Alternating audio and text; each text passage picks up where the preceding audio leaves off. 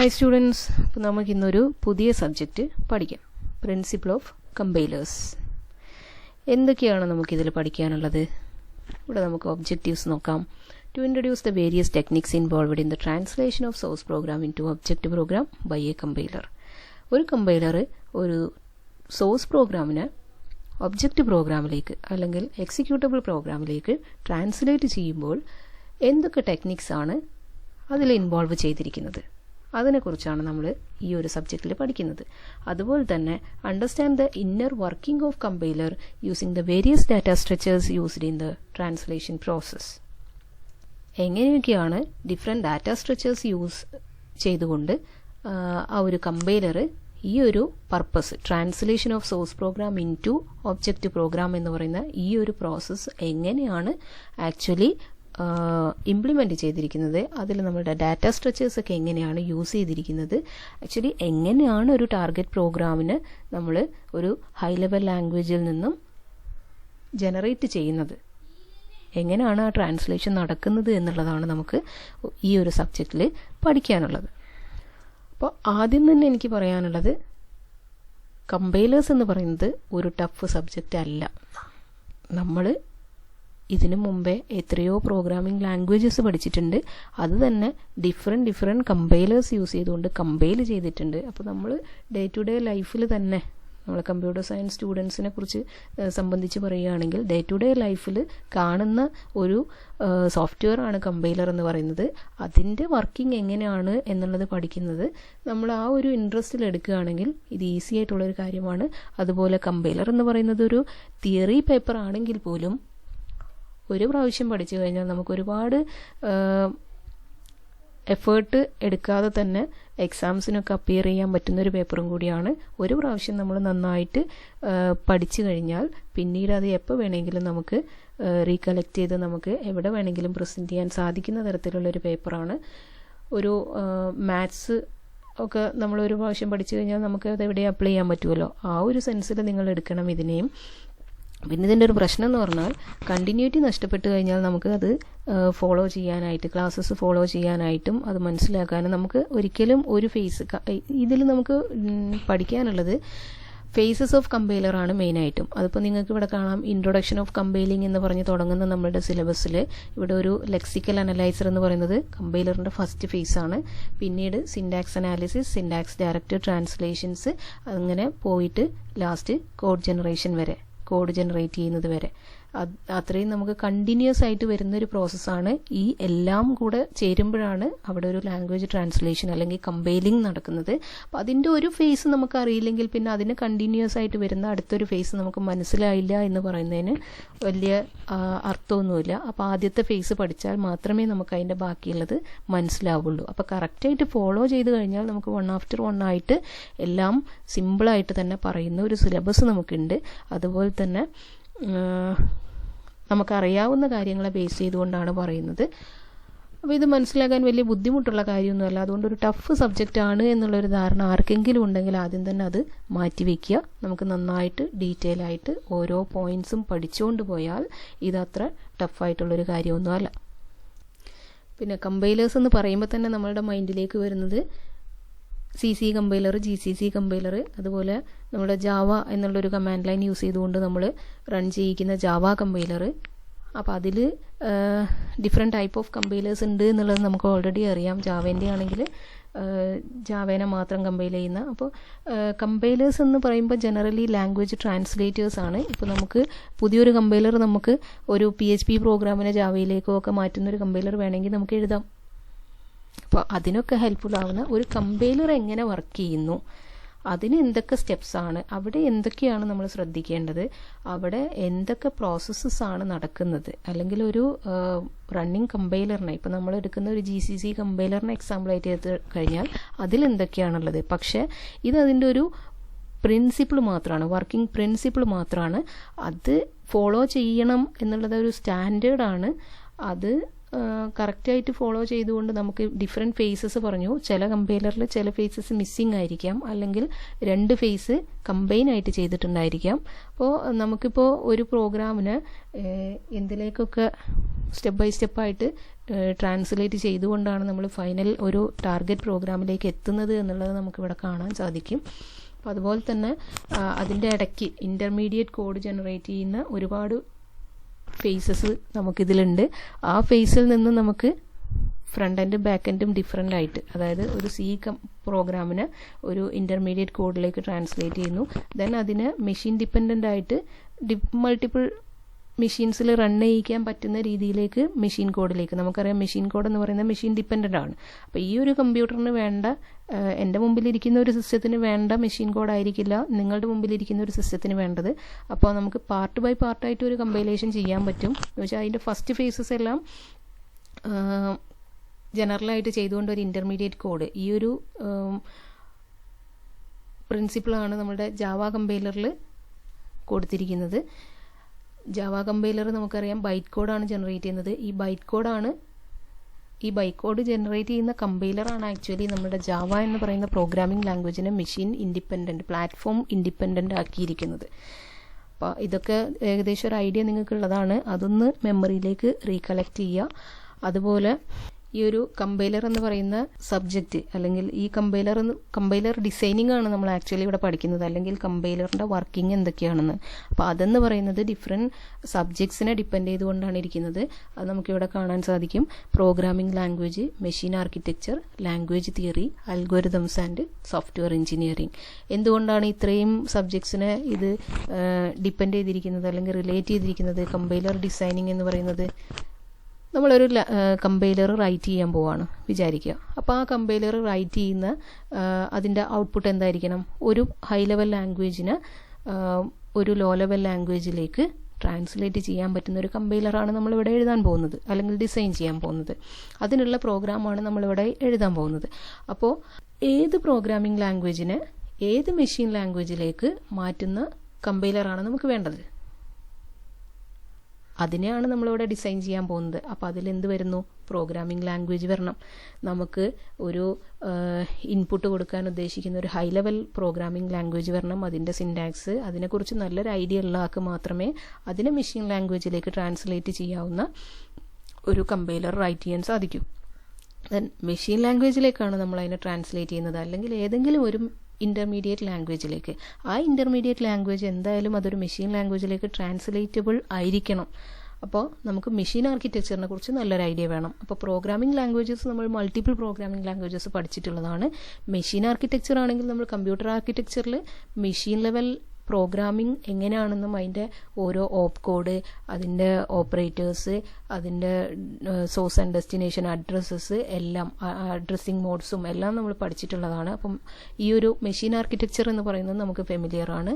Then language theory of കമ്പ്യൂട്ടേഷനിൽ നമ്മൾ different ഗ്രാമേഴ്സിനെ കുറിച്ചും regular expressions ഇതിനെല്ലാം കുറിച്ച് പഠിച്ചിട്ടുള്ളതാണ്. ദെൻ അൽഗോരിതംസ്, ഓഫ് കോഴ്സ് ഇവിടെ നമുക്ക് കമ്പൈലർ ഡിസൈൻ ചെയ്യുമ്പോൾ അൽഗോരിതംസിനെ നമുക്ക് ഒരിക്കലും ഒഴിവാക്കാൻ പറ്റില്ല. Then software engineering. അപ്പോൾ സോഫ്റ്റ്വെയർ എഞ്ചിനീയറിംഗ് എന്ന് പറയുന്നത് ഏതൊരു സോഫ്റ്റ്വെയർ നമ്മൾ ചെയ്യുമ്പോഴും അതിൽ ഫോളോ ചെയ്യേണ്ട ചില സ്റ്റാൻഡേർഡ്സ് നമുക്ക് പറഞ്ഞു തരുന്ന ഒരു സബ്ജക്റ്റാണ്. അപ്പോൾ സോഫ്റ്റ്വെയർ എഞ്ചിനീയറിംഗ് ഇവിടെ നമ്മൾ ഡിസൈൻ ചെയ്യാൻ പോകുന്നത് കമ്പൈലറാണ്. അപ്പോൾ നമ്മുടെ സോഫ്റ്റ്വെയർ എന്ന് പറയുന്നത് ഒരു കമ്പൈലറാണ്. ആ കമ്പൈലർ ഡിസൈൻ ചെയ്യുമ്പോൾ അവിടെ ഓഫ് കോഴ്സ് സോഫ്റ്റ്വെയർ എഞ്ചിനീയറിംഗിൻ്റെ ആ ഒരു സ്റ്റാൻഡേർഡ് കീപ്പ് ചെയ്തുകൊണ്ട് തന്നെ ആയിരിക്കണം, അല്ലെങ്കിൽ ആ ഒരു step by step process follow ചെയ്തുകൊണ്ട് തന്നെ ആയിരിക്കണം നമ്മളത് ചെയ്യുന്നതെങ്കിൽ മാത്രമേ നമുക്ക് റീറൈറ്റിങ്ങും അപ്ഡേഷൻസും ഡീബഗ്ഗിങ്ങും വാലിഡേഷൻസും എല്ലാം പോസിബിൾ ആവുള്ളൂ. അപ്പം ഇങ്ങനെ എല്ലാത്തിനെയും ഡിപ്പെൻഡ് ചെയ്തുകൊണ്ടിരിക്കുന്ന ഒരു സബ്ജക്റ്റാണ് കമ്പൈലർ റൈറ്റിംഗ് എന്ന് പറയുന്നത്. ഇതിനെക്കുറിച്ചൊക്കെയാണ് നമ്മളിവിടെ ഇനി പഠിക്കാൻ പോകുന്നത്. ആദ്യം തന്നെ ആ പേടി ഉണ്ടെങ്കിൽ അതങ്ങോട്ട് മാറ്റി വയ്ക്കുക. കമ്പൈലർ എന്ന് പറയുന്നത് സിമ്പിൾ സബ്ജക്റ്റാണ് എന്ന് വിചാരിച്ചുകൊണ്ട് ഇന്ന് പഠിപ്പിക്കുന്നത് എന്താണോ അത് വ്യക്തമായിട്ട് പഠിക്കുക. അത്രയേ ഉള്ളൂ നിങ്ങളുടെ എയിം എന്ന് പറയുന്നത്. നാളെ എന്ത് വരാൻ പോകുന്നു, അല്ലെങ്കിൽ കമ്പൈലേഷൻ കംപ്ലീറ്റ് ആയിട്ട് എങ്ങനെ നടക്കും, ഇതിനെക്കുറിച്ചൊന്നും നിങ്ങളിപ്പോൾ ചിന്തിക്കേണ്ട കാര്യമില്ല. അതങ്ങനെ നടന്നോളും. നമ്മൾ സിമ്പിളായിട്ടുള്ള ഓരോ സ്റ്റെപ്പ് ബൈ സ്റ്റെപ്പായിട്ടാണ് പഠിക്കുന്നത്. ആ ഓരോ സ്റ്റെപ്പും വെൽ ക്ലിയർ ആയിട്ട് നിങ്ങൾ മനസ്സിലാക്കി വെക്കുക, അത് പഠിക്കുക. അത്രയേ ഉള്ളൂ. ബാക്കി കമ്പൈലേഷൻ ഇതിൻ്റെ ഹോൾ പ്രോസസ്സാണ്. അത് അതിൻ്റെ പ്രോസസ്സിൽ നടന്നോളും. ഫസ്റ്റ് നമ്മൾ കമ്പൈലർ എന്നുള്ള ഇൻട്രൊഡക്ഷൻ ടു കമ്പൈലേഴ്സ് എന്നുള്ളൊരു ടോപ്പിക്കിലാണ് നമ്മൾ സ്റ്റാർട്ട് ചെയ്യുന്നത്. അപ്പോൾ കമ്പൈലേഴ്സ് നമുക്ക് എല്ലാവർക്കും അറിയാവുന്ന കാര്യമാണ്, എങ്കിലും ഒന്ന് നോക്കാം. Software system that performs the translation of programming language into a form in which it can be executed by a computer. ഒരു കമ്പ്യൂട്ടറിൽ എക്സിക്യൂട്ടബിൾ ആക്കുന്ന രീതിയിൽ ഒരു ഹൈ ലെവൽ ലാംഗ്വേജിനെ അല്ലെങ്കിൽ ഏതെങ്കിലും ഒരു പ്രോഗ്രാമിംഗ് ലാംഗ്വേജിനെ ട്രാൻസ്ലേറ്റ് ചെയ്യുന്ന ഒരു സോഫ്റ്റ്വെയർ സിസ്റ്റമാണ് കമ്പൈലർ എന്ന് പറയുന്നത്. നമുക്കെല്ലാവർക്കും അറിയാവുന്ന കാര്യമാണ്. ഇനി നെക്സ്റ്റ് നമ്മൾ നോക്കുന്നത് ലാംഗ്വേജ് പ്രോസസ്സേഴ്സ്. ഇപ്പോൾ different type of language processors, നമ്മളിവിടെ പറയുന്ന ലാംഗ്വേജിന് പ്രോസസ്സ് ചെയ്യുന്ന ഡിഫറെൻറ്റ് പ്രോസസ്സേഴ്സ് ഉണ്ട്. അതിൻ്റെ ഒരു ജനറൽ കാറ്റഗറി ആയിട്ട് പറഞ്ഞിരിക്കുന്നതാണ് ലാംഗ്വേജ് പ്രോസസ്സേഴ്സ്. അതിൽ നമുക്ക് കമ്പൈലേഴ്സ് പഠിക്കാനുണ്ട്, ഇൻ്റർപ്രിറ്റേഴ്സ് പഠിക്കാറുണ്ട്, പ്രീ പ്രോസസ്സേഴ്സ് ഉണ്ട്. ഇതൊക്കെ എന്താണെന്നുള്ളത് ജസ്റ്റ് ഒരു ഇൻട്രൊഡക്ഷൻ പറഞ്ഞു പോകുന്നു മാത്രമേ ഉള്ളൂ. അപ്പോൾ നോക്കാം. A compiler is a program that can read a program in one language, the source language, and translate it into an equivalent program in another language, the target language. അപ്പോൾ അതിൻ്റെ ഒരു ബ്ലോക്ക് ഡയഗ്രാമാണ് നമുക്ക് കാണാൻ പറ്റുന്നത് ഇവിടെ. കമ്പൈലറിലേക്ക് ഇൻപുട്ട് കൊടുക്കുന്ന എന്താണ്? Source പ്രോഗ്രാമാണ്. നോർമലി അത് ഹൈ ലെവൽ ലാംഗ്വേജിലായിരിക്കാം. ഇനി അതല്ല, ഒരു ഇൻ്റർമീഡിയറ്റ് ലാംഗ്വേജിന് അതിൻ്റെ കറസ്പോണ്ടിങ് മെഷീൻ ലാംഗ്വേജിലേക്ക് മാറ്റുന്നതും ഒരു കമ്പൈലർ തന്നെയാണ്. അപ്പോൾ അതിൽ നിന്ന് നമുക്ക് കിട്ടുന്ന ഔട്ട്പുട്ട് എന്താണ്? Target program. Compiler also detects and reports errors in the source program during translation. അപ്പോൾ ഒരു കമ്പൈൽ ചെയ്യുന്നതിനോടൊപ്പം തന്നെ കമ്പൈലർ ചെയ്യുന്ന ഒരു ഫങ്ഷനാണ് എറേഴ്സിനെ റിപ്പോർട്ട് ചെയ്യുക എന്നുള്ളത്.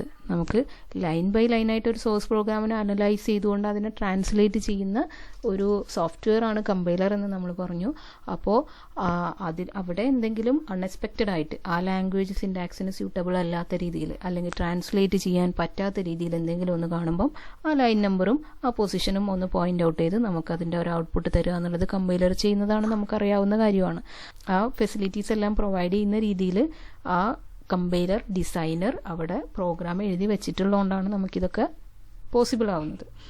If the target program is an executable machine language program, it can then be called by the user to process input and produce output.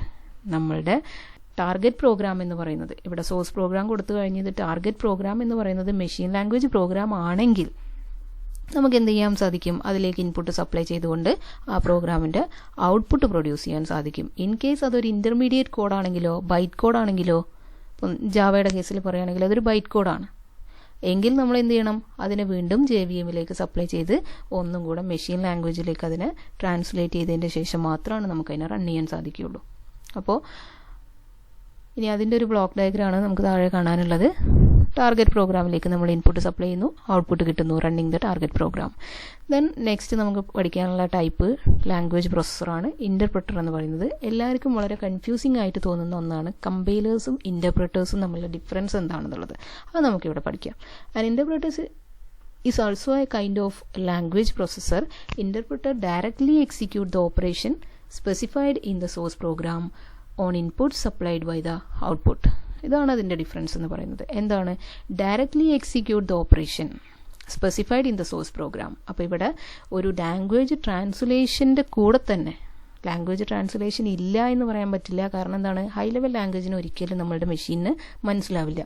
അതിന് translate ചെയ്യുന്നു, അതോടൊപ്പം തന്നെ അതിൻ്റെ സോഴ്സ് പ്രോഗ്രാമിൽ സ്പെസിഫൈ ചെയ്തിരിക്കുന്ന ഓപ്പറേഷൻ, അതിൻ്റെ ഇൻപുട്സ് സപ്ലൈ ചെയ്തിരിക്കുന്ന ഇൻപുട്ട് യൂസ് ചെയ്തുകൊണ്ട് ഡയറക്റ്റ്ലി എക്സിക്യൂട്ട് ചെയ്യുകയും കൂടെ ചെയ്യുന്ന ഒരു ടൈപ്പ് ലാംഗ്വേജ് പ്രോസസ്സറിനെയാണ് ഇൻ്റർപ്രിറ്റർ എന്ന് പറയുന്നത്. അപ്പോൾ കൺഫ്യൂസ്ഡ് ആവണ്ട. കമ്പൈലർ എന്ന് പറയുന്നത് ജസ്റ്റ് അതിൻ്റെ ലാംഗ്വേജ് ട്രാൻസ്ലേഷൻ മാത്രം നടക്കുന്ന ഒന്നാണ്. എന്നാൽ ഇൻ്റർപ്രിറ്റർ ലാംഗ്വേജ് ട്രാൻസ്ലേഷന് ഒപ്പം തന്നെ അതിനെ റൺ ചെയ്യുന്നു, എക്സിക്യൂട്ട് ചെയ്യുകയും കൂടെ ചെയ്യുന്നു, using the input supplied by the user. അപ്പോൾ ഇതാണ് നമ്മുടെ ബ്ലോക്ക് ഡയഗ്രത്തിൽ വ്യക്തമായിട്ട് കാണാൻ പറ്റും. സോഴ്സ് പ്രോഗ്രാമും അതുപോലെ ഇൻപുട്ടും രണ്ടും കൂടിയാണ് നമ്മൾ ഇൻ്റർപ്രിറ്ററിലേക്ക് കൊടുക്കുന്നത്. അതിൽ നമുക്ക് കിട്ടുന്നത് ഔട്ട്പുട്ട് എന്ന് പറയുന്നത് ടാർഗറ്റ് പ്രോഗ്രാം അല്ല, നമ്മുടെ പ്രോഗ്രാം റൺ ചെയ്ത് കിട്ടുന്ന ഔട്ട്പുട്ടാണ്. ആ ഒരു പ്രോഗ്രാം എക്സിക്യൂട്ട് ചെയ്തിട്ട് നമുക്ക് എന്ത് ഔട്ട്പുട്ടാണോ നമ്മൾ എക്സ്പെക്റ്റ് ചെയ്യുന്നത്, ആ ഒരു ഔട്ട്പുട്ടാണ് നമ്മളിവിടെ കാണിച്ചിരിക്കുന്നത്. ഇനി അതിൻ്റെ ഒരു കമ്പാരിസൺ ആണ് നമുക്കിവിടെ കാണാനുള്ളത്. The compiled target program runs much faster than interpreting. Of course അത് അങ്ങനെ തന്നെ ആയിരിക്കും. കാരണം എന്താണ്, കമ്പൈൽഡ് ടാർഗറ്റ് പ്രോഗ്രാം എന്ന് പറയുന്നത് ഇൻ്റർപ്രറ്റിങ്ങിനെക്കാട്ടിലും ഫാസ്റ്ററായിട്ട് നടക്കും എന്നാണ് പറഞ്ഞത്.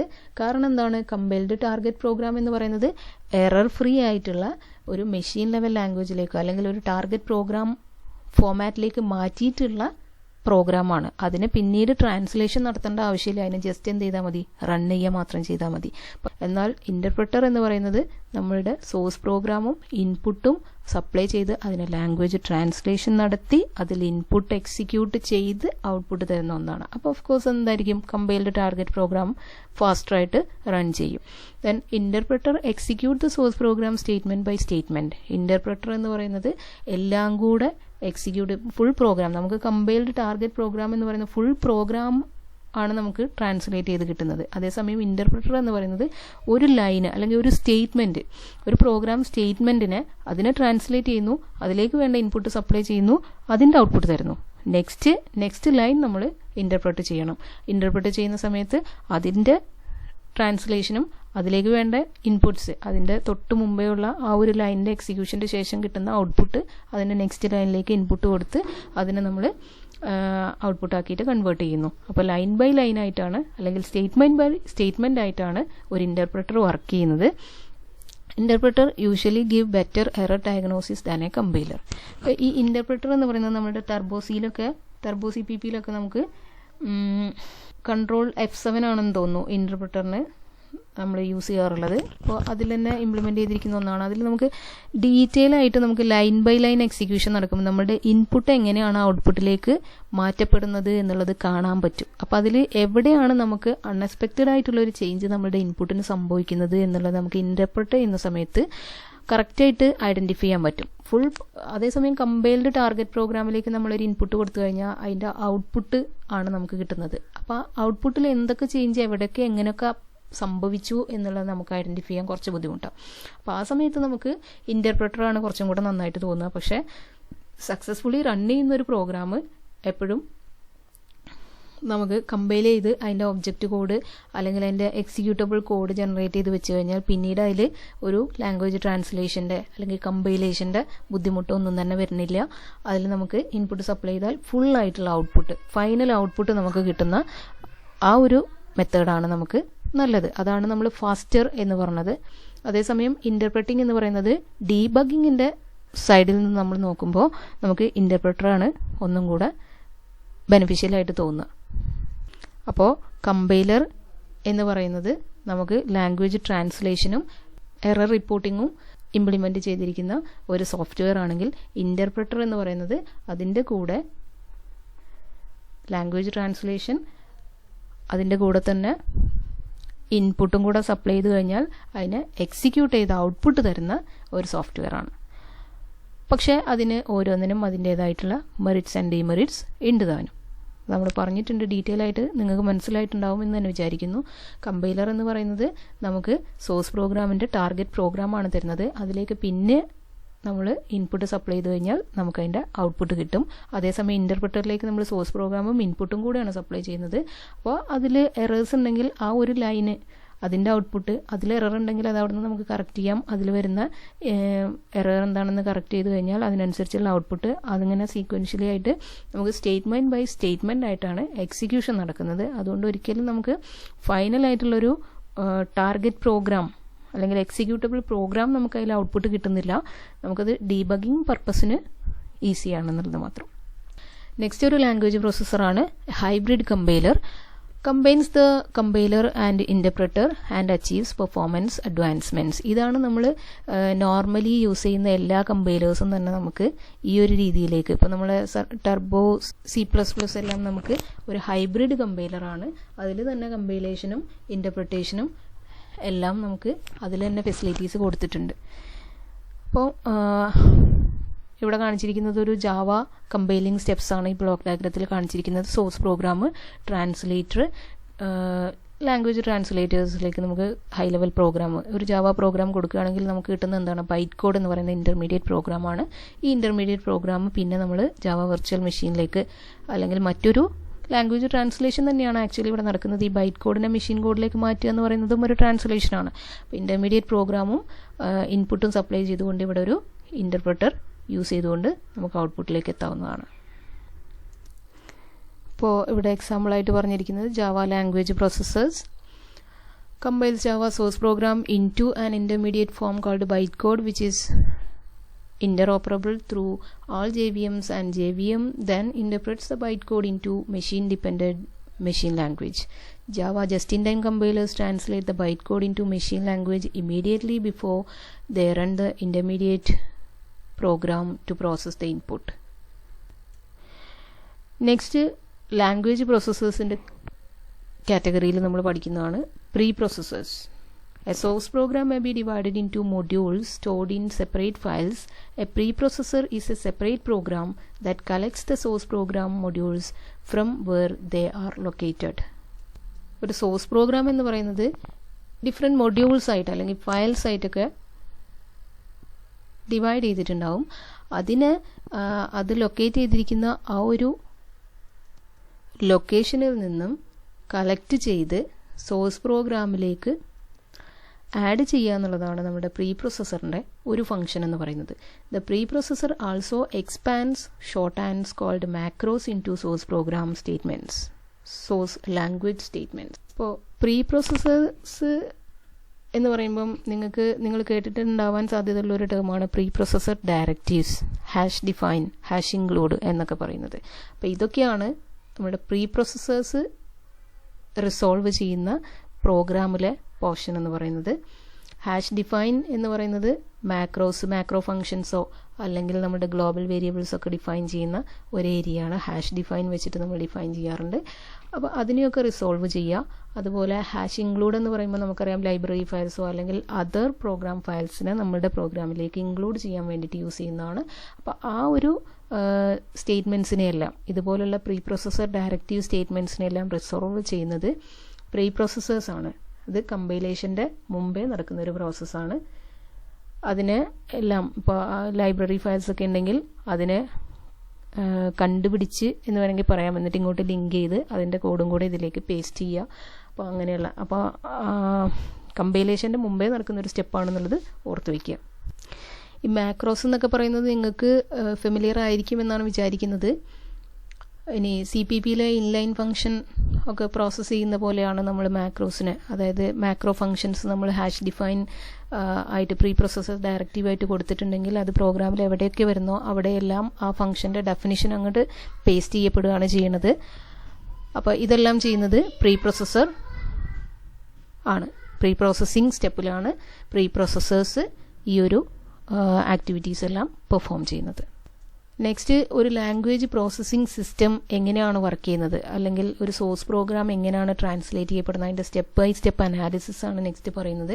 അതിൽ the source program entered into the preprocessor. നമ്മൾ പറഞ്ഞു കമ്പൈലേഷന് മുമ്പേ പ്രീ പ്രോസസ്സറിലേക്കാണ് സോഴ്സ് പ്രോഗ്രാം എൻറ്റർ ചെയ്യപ്പെടുന്നത്.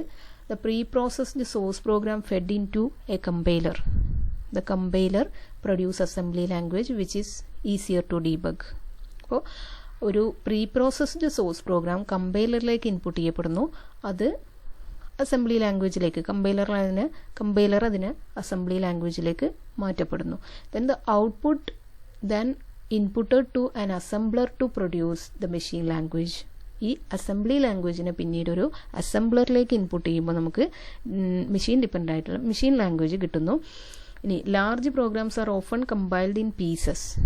നമുക്കറിയാം, നമ്മൾ ജാവ പ്രോഗ്രാംസ് ഒക്കെ ചെയ്ത സമയത്ത് മൾട്ടിപ്പിൾ ക്ലാസ്സസിനെ മൾട്ടിപ്പിൾ ഫയൽസിലായിട്ട് എഴുതിയിട്ട് കമ്പൈൽ ചെയ്തിട്ടുണ്ട്. അങ്ങനെ ചെയ്യുമ്പോൾ എന്താണ്, നമുക്ക് മോഡുലാറായിട്ട് ആ പ്രോഗ്രാമിനെ ട്രീറ്റ് ചെയ്യാൻ പറ്റും എന്നുള്ളതാണ്. That may contain relocatable machine codes.